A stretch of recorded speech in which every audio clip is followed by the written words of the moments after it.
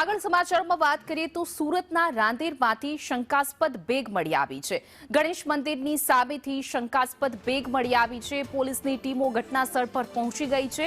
Dog squad, bomb સ્ક્વોડની ટીમો પણ પહોંચી છે। બેગને ભીડવાળી જગ્યાથી દૂર લઈ જવામાં આવી છે। બેગમાં કંઈ ન મળતા રાહતનો શ્વાસ લીધો છે।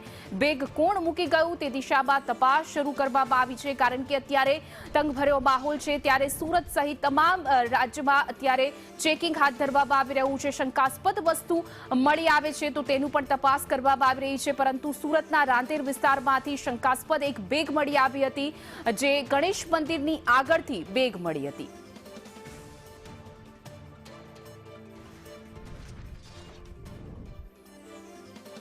બ્લાસ્ટ બાદ રાજ્યની તમામ પોલીસ છે તે એલર્ટ પર છે। ત્યારે સુરત શહેરમાં એક શંકાસ્પદ બેગ મળી આવી છે।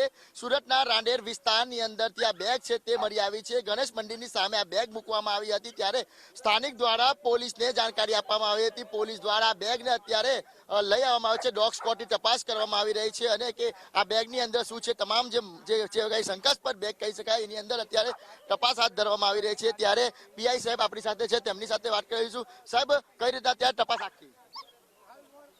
એક બિનવારસી બેગ રોડ પરથી મળી આવી હતી, જેની કંટ્રોલ રૂમને જાણ થતા કંટ્રોલ રૂમ દ્વારા અમને જાણ કરતા બેગ માટે તાત્કાલિક બીડીડીએસ ટીમને બોલાવવામાં આવેલ અને બીડીડીએસ ટીમ દ્વારા બેગની સાધનો અને સ્નીપર ડોગ દ્વારા તપાસ કરી અને બેગને કોઈ શંકાસ્પદ જણાઈ આવેલ નથી।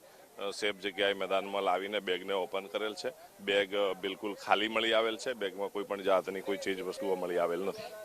લોકોને શું અપીલ કરશો? લોકોને અપીલ કરશું કે આવા મેસેજથી એક તો પેનિક નહીં થવાનું, કે આવું કંઈ પણ જણાઈ આવે તો બહુ જ પેનિક થયા વગર પોલીસને જાણ કરવાની અને પોલીસ છે એની યોગ્ય કાર્યવાહી કરશે અને સલામતીના તમામ પગલાં લેશે। કોઈ પણ પ્રકારનું પેનિક થવાની જરૂર નથી।